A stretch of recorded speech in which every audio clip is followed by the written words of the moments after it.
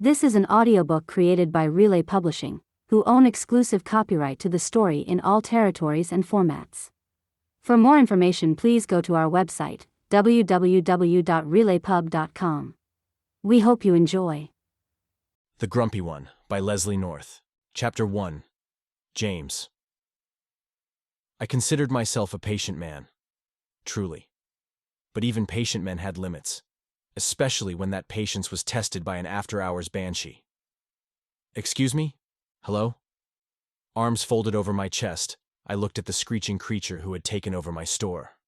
She twirled around the floor, the mop in her hands doubling as a microphone stand, and completely ignored me. But then again, how could she hear me given how damn loud she had the music? I wasn't exactly up to date on pop trends, but there was no doubt that this American Idol reject was doing her best Beyoncé impersonation, which was, in fact, really bad. I pinched the bridge of my nose, trying to suppress the growing headache that had settled between my eyes. Hey, listen up. I need you to turn... She threw her head back dramatically. Who runs the world? Well, me. I do, but she clearly didn't know that yet. As annoyed as I was with the stranger, I couldn't stop staring at her, waiting to get a full view of her face. Her shoulder-length brown hair actually gleamed as she whipped it around, like she was a model in a shampoo ad. And her body? Let's just say that my mind wandered as she shimmied up and down the mop pole.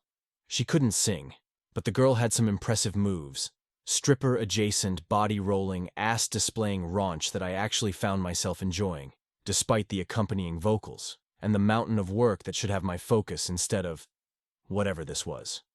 I finally glanced at my watch. It was after 10, which meant she was one of the cleaning ladies, a tardy store assistant, or the worst robber in history. Whatever way, I didn't really care. The only thing that mattered to me was getting back to my fucking spreadsheets, and this stranger was making it impossible. When I was able to tear my eyes off of her, everything else in the retail showroom was a reminder of how much was at stake and why I was still working late into the evening. This business, this legacy, was mine to sink or swim. The company was heading in the wrong direction, with dwindling sales, negative reviews of our newest lines, and diminished cachet for our public brand. And if I didn't find a way to turn things around, we could end up in serious trouble. Every employee's fate was in my hands, including the shockingly bad singer shaking her ass when she should have been working. For fuck's sake, I muttered, crossing the length of the store with wide strides. I closed up on the woman, a store assistant, judging by the charcoal button-up shirt, and tapped her on the shoulder. Or tried to, anyway. I caught up to her mid-chorus, and the lunatic was halfway through a twirl when I reached out. The handle of her mop caught my arm, whacking it down. Not how I had planned to draw her attention, but it did the trick. She jumped backwards and screamed in shock. I want that music off, I said simply, trying to hide my shock at how fucking intense her eyes were. Deep blue and ringed in dark lashes, she had a fairy tale princess vibe despite the look of horror on her face. Back away, she snapped, blue eyes widening with fear. She pointed the wet end of her make-believe microphone at my chest. I don't know who you are or what you want, but I'll let you know that I can handle myself. Oh? I pushed the mop away from my chest, but she flicked it right back, the water puddling between us on the floor. Better than you can sing, I hope. Well, you... She finally lowered the mop and fished her phone out from her jeans. One tap of her finger, and the sweetest of silences, at last, filled the store. She pursed her lips and looked back at me. I thought I was alone. Clearly. But that's not the real issue here, she shot back, trying to take command of the conversation again. Who are you, and what are you doing here? The store is closed, and everyone's gone home. She shifted her grip on the mop handle, and I had to stifle a laugh. Even though I had no intention of attacking her, did she seriously think that she could take me on? Maybe I should be the one asking you that, I threw back. Not that I owe you an explanation, but I have loads to do here, all right? She snapped, now using the mop head to point an imaginary arrow across the store. The samples for the new line got here after hours, and we had to get everything prepped before morning, and Lucy needed to get home. So I said, no problem, because I need the hours, and then... She cleared her throat as if to stop her mouth from outpacing her brain. Well, never mind that. I'm here because I have to be here. What are you doing here? I was going through the books, I explained, hoping that would be the end of it. And if you don't mind, now that I've gotten you to stop howling, I'm done here. I turned, ready to get back to those damned spreadsheets, hoping my headache would magically disappear on the walk back to my office. Looking over diminishing profits was never fun, but it was certainly better than splat. A mop head, a drenched mop head, landed on my shoulder. Tendrils of freezing, dirty water spread across my back and chest. I'd paid $600 for my shirt, and this banshee was treating it like a rag. I'd been patient, I'd been polite, and this was what I got for it? My headache spiked, and I could barely keep from growling in frustration. Are you fucking kidding me? I muttered, doing everything to keep my fury in check. You're not going anywhere, the woman ordered from behind me. Don't you move!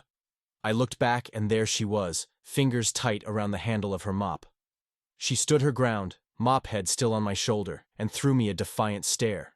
She looked like a challenge, and by that, I mean the kind of challenge you can't help but want to tackle.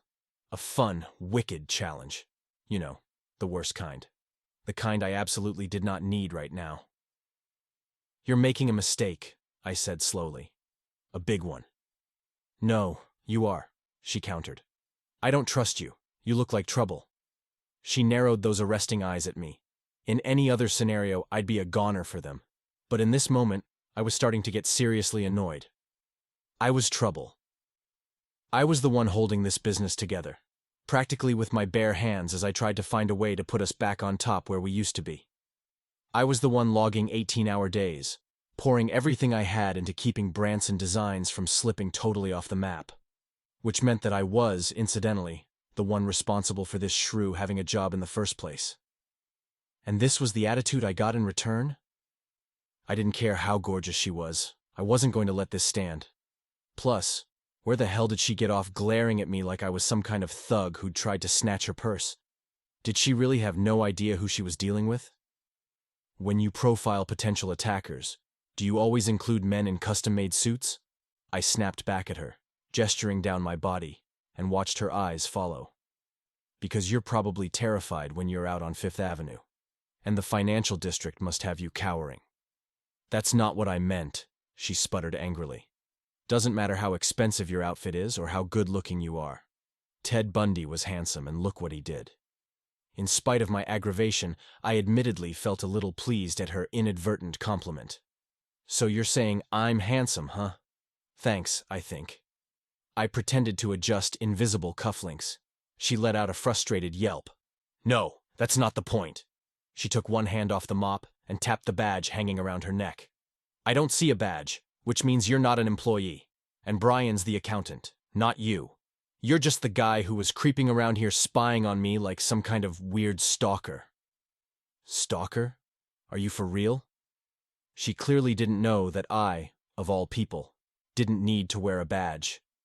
Was this woman clinically insane? I'm done with you. Now get the hell out of my way. I don't take orders from you. No. No. No. She tapped her badge again. No one's allowed here off hours without a badge, and that badge has to be on your person at all times. Company policy, I finished for her. Trust me, I know all about company policy. You might know it, but you clearly don't follow it, she grumbled. Which means you don't belong here. I'd had enough of the vexing stranger. My patience was way past exhausted, and so was I, for that matter. It was time to shut this down once and for all. If there's anyone who doesn't belong here, it's you, I said, shoving the mop off my shoulder and making her jump away in shock. I was trying to work, and your screeching was making it impossible. I've had about enough of your bullshit. Music off and get back to doing your actual job, got it? Or is that too much to ask of you? Are you really not capable of doing anything more than wasting my time? You may have gotten stuck on this shift because you lack the brains or talent for anything more rigorous than mopping a floor. When you're not using the mop to pole dance on, that is. But I have serious work to do. Her eyes went round before they narrowed in fury. I turned away to leave and started for the door, only to have the mop handle smack me across my midsection. You're not going anywhere. You're really doing this? I asked, struggling to keep my voice even. Because I think you're going to regret. Oh, I'm not going to be the one with regrets. She gave me a Cheshire cat grin, two barely noticeable dimples dancing on the corners of her lips. Cute. If cute can be used to describe the most annoying person I've ever had. I just called security. She lifted the hem of her shirt triumphantly to reveal a company walkie-talkie. The red switch on the corner, the one connecting directly to the security desk, had been toggled. Fantastic, I shot back at her. Maybe Dave can educate you since you don't seem to want to listen to me. The fury on her face slipped away for a moment when I mentioned our head of security by name. For just a beat, she looked uncertain, but she quickly found her scowl again. Not that frowning made her any less alluring. So you profiled the company's About Us page, and you can name drop. Congrats. She sneered at me. Yes, and maybe you should do the same, I demanded, taking a few steps closer to her, in the hopes that the sole overhead light might illuminate my face enough to make me more recognizable. At some point, the woman would have to get a clue and realize who she was messing with. Did she not read any gossip sites? Might help in a situation like this because I'm not an accountant. I'm the goddamn... Her expression was blank, as if she'd tuned me out completely. I watched as she shifted her arm backwards like she was about to throw a javelin, and then she launched the mop straight for my face. I was too shocked to move until the last second, leaning to the side so that it missed my nose by an inch. I straightened up and glared at her. The nerve of this woman. I was about to roar that I ran the damn company she worked for. I was Branson #1, grandson of the founder and current CEO. But I was actually too furious to say anything. We'll let security sort out who you are. Got it? She said, glancing down at the mop like she was ready to grab it and rearm herself. I crossed my arms and watched her, expecting her to be jittery without her weapon, but she stared right back with fury in her eyes. I'd never encountered anyone like this annoying, ridiculous, and yes, absolutely gorgeous woman. At least I was going to have the last laugh once she figured out who she was messing with. This was an audiobook created by Relay Publishing, who own exclusive copyright to the story in all territories and formats. For more information, please go to our website, www.relaypub.com. We hope you enjoyed.